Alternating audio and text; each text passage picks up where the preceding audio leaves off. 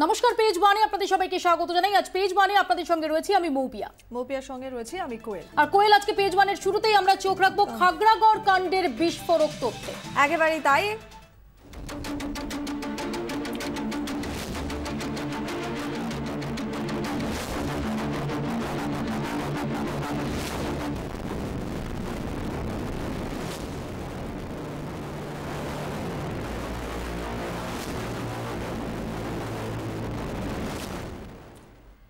এবং যে বিস্ফোরক তথ্য এনআইএ তদন্তকারীরা পাচ্ছেন, তাহলে এ রাজ্যে দাঙ্গা বাঁধানোর ছক কষেছিল জেএমবি জঙ্গিরা। খাগড়াগড় কাণ্ডের চার্জশিটে এমনই চাঞ্চল্যকর দাবি এনআইএর।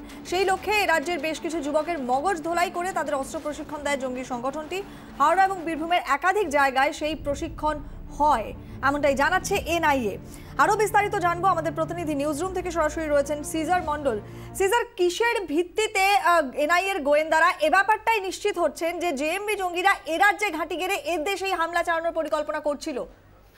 দেখো কোয়েল, এর আগে খাগড়াগড় কাণ্ডের পরবর্তী সময় একাধিক জেএমবি শীর্ষ নেতাকে গ্রেপ্তার করা হয়েছিল, কিন্তু প্রাথমিকভাবে জাতীয় তদন্তকারী সংস্থার দাবি ছিল যে বাংলাদেশের যে সরকার, সেই সরকারকে উৎখাত করাই ছিল জেএমবির মূল লক্ষ্য, এবং সেই উদ্দেশ্যে তারা এখানে গা ঢাকা দিয়ে তারা এখানে অস্ত্র প্রশিক্ষণ থেকে শুরু করে সংগঠন বাড়ানো থেকে শুরু করে তারা নিজেদের শক্তিশালী করছিল বাংলাদেশের বুকে নাশকতা ঘটানোর জন্য। কিন্তু তার পরবর্তীতে এই প্রথম যে 3টে চার্জশিট এনআইএ দিয়েছিল, সেই চার্জশিটে কিন্তু বারবার এই কথাটাই বলা হচ্ছিল যে বাংলাদেশে নাশকতা ঘটানোই ছিল জেএমবির উদ্দেশ্য। কিন্তু তার পরবর্তীতে যাদের গ্রেপ্তার করা হয় তাদের মধ্যে অন্যতম হচ্ছেন এই জেএমবির 2 শীর্ষ নেতা জহিদুল শেখ এবং রুবেল। এই দুজনই বাংলাদেশের বাসিন্দা। এই দুজনকেই যখন গ্রেপ্তার করা হয় তাদেরকে জেরা করে কিন্তু আরও চাঞ্চল্যকর তথ্য পাওয়া যায়। তাদেরকে জেরা করে এনআইএ অন্তত 3টে প্রশিক্ষণ শিবিরের হদিশ পায়, যে প্রশিক্ষণ শিবিরগুলো বীরভূমের কুজুটিয়া, বীরভূমের বাতাসপুর এবং হাওড়ার মাঝের পাড়া সাকরাইল এলাকা, এবং তার পাশাপাশি কলকাতার ঠিক উপকণ্ঠে বন্দর এলাকাতেও একটি এরকম প্রশিক্ষণ শিবিরের হদিশ পাওয়া যায়, যেখানে প্রত্যেকটি প্রশিক্ষণ শিবিরে 25 থেকে 30 জন স্থানীয় যুবককে তারা কিন্তু মগজ ধোলাই করে অস্ত্র প্রশিক্ষণ দিয়েছে।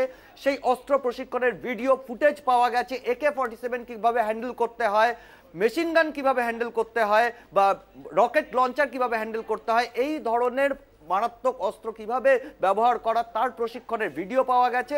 এবং যখন জিজ্ঞাসা করা হয় এদের কেন বা কোথায় তাদের মূল উদ্দেশ্য ছিল আঘাতে, সেখানে কিন্তু জানা যায় এখানকার যুবকদের মগজ ধোলাই করে তাদের অস্ত্র প্রশিক্ষণ দেওয়া হচ্ছিল এ রাজ্যে এবং ভারতের বিভিন্ন প্রান্তে দাঙ্গা বাঁধানোর জন্য, অন্য সম্প্রদায়ের মানুষকে হত্যা করবার জন্য, তাদের বিরুদ্ধে লড়াই করবার জন্য কিন্তু তাদের প্রশিক্ষণ দেওয়া হচ্ছিল।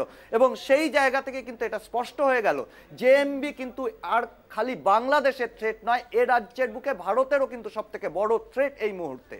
এখানে সিজার, আমার তোমার কাছে জিজ্ঞাসা যে আমরা খাগড়াগড় পরবর্তী সময়ে একাধিক জায়গায় যে হিংসার খবর পেয়েছি, কোথাও তার নেপথ্যেও এই পরিকল্পনা থাকতে পারে কিনা, কোনো যোগসূত্র থাকতে পারে কিনা, সেটাও কি খতিয়ে দেখছে না? দেখো, ইতিমধ্যেই সেটা খতিয়ে দেখেছে না কারণ খাগড়াগড় পরবর্তী নয়, সাম্প্রতিক সময় যে সময়টা দেখা যাচ্ছে যে গত 1 বছর বা 1.5 বছরের মধ্যে বেশ কিছু জায়গায় পশ্চিমবঙ্গের বুকে বেশ কিছু জায়গায় কিন্তু সাম্প্রদায়িক অশান্তির খবর পাওয়া গেছে, এবং সেটা অনেক ক্ষেত্রে কিন্তু খুব হিংসাত্মক আকার ধারণ করেছে।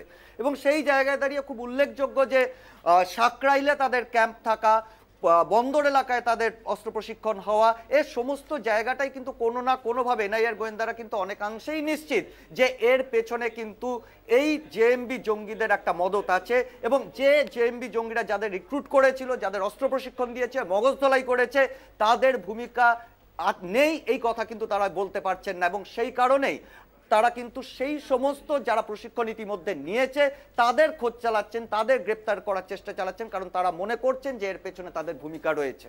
সিজার, ধন্যবাদ। সিজার মন্ডল আমাদের সঙ্গে এতক্ষণ সরাসরি কথা বললেন নিউজরুম থেকে।